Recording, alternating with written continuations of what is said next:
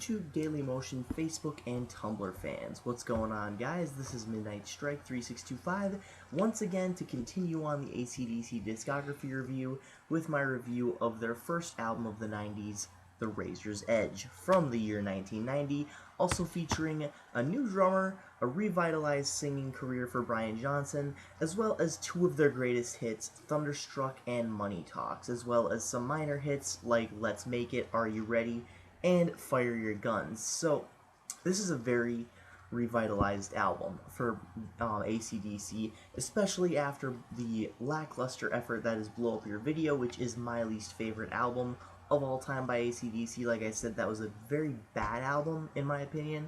So this right here is pretty much practically a return to ACDC's prime, if you will. It starts off with Thunderstruck, one of their most well-known songs, and this is what pretty much got them back on the rock and roll train, per se. This will be a little bit of a cliche comparison in later years, especially since they have a song called Rock and Roll Train, but I digress. Thunderstruck is a very good song. I listened to this song over and over again. When I wanted to review this album, I popped it into my car, on my way to work, started listening to it, and I just put Thunderstruck on repeat. I mean, I didn't want to listen to anything else, especially after completing the rest of the album. Now, this might be a little bit on the unbalanced side, but I don't care. My favorite songs on this album are Thunderstruck, Money Talks, Goodbye, Good Riddance to Bad Luck, Fire Your Guns is pretty good, and of course, Let's Make It is pretty good too, and Are You Ready? And of course, The Razor's Edge, the actual intensity of that song kicks ass. So, back to the track by track, the next song after Thunderstruck is Fire Your Guns.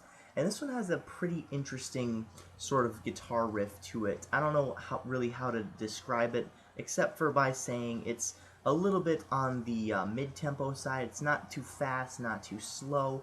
It has a little bit of, a sexual lyrics to it, a little bit, but then again, this is AC/DC, and there's at least one sexual song on every album, except for all the albums after Ballbreaker. Probably got out of their system after that. So, basically, with Fire Your Guns, it's a very interesting song. I like it. It's got a good melody to it, and we're on to the next song, Money Talks. This one is one of their most well-known songs, and it's got some good lyrics, and it's about basically, a woman loving you for the money, a big house, and all this stuff that you have, or at least maybe the lead singer, Brian Johnson, not getting any women to love him for the money, and he can't find love. It could be about either or, so it's a good song, it's very ambiguous, and I don't know, it's just got a really kick-ass and interesting guitar melody, especially in the intro. So, the next song, The Razor's Edge, this one kicks ass even more. It's even more revitalized than the last songs, and I gotta say, it's very intense, and very dark, and just very, just very heavy sounding. Not necessarily to the point of sounding metal, like on For Those About to Rock, but it does its job very well.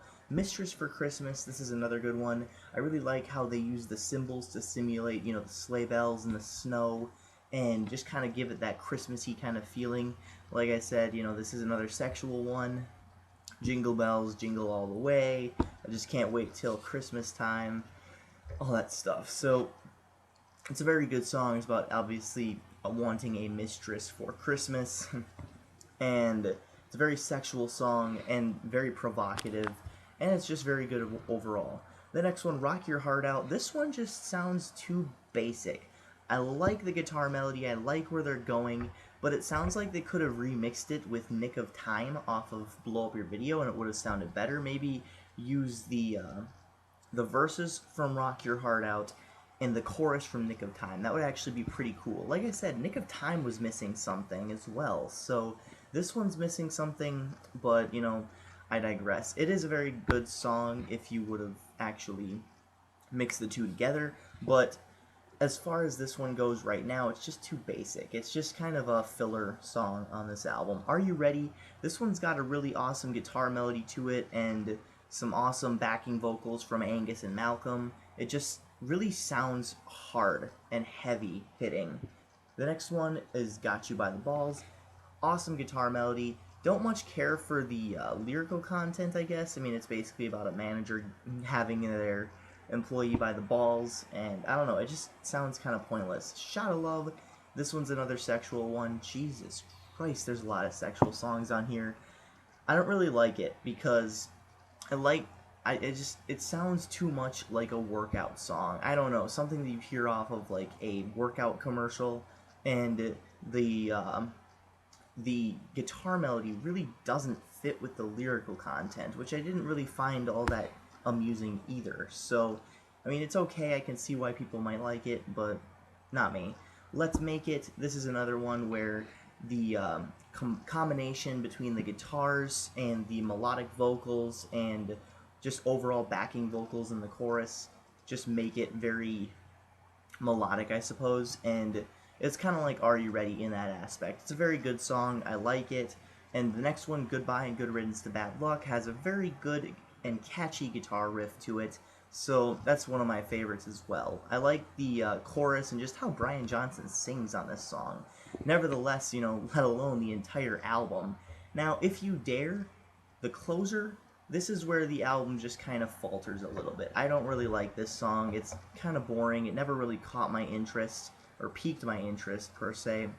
And it sounds a little bit like a Future song, Damned, off of Stiff Upper Lip, which I didn't really care for either. So, overall, this is a very good AC/DC album. It kind of revitalizes and reboots their entire career, and Brian Johnson sounds a little bit better than he did on the last couple albums. So I'm going to give this one an 8.5 out of 10.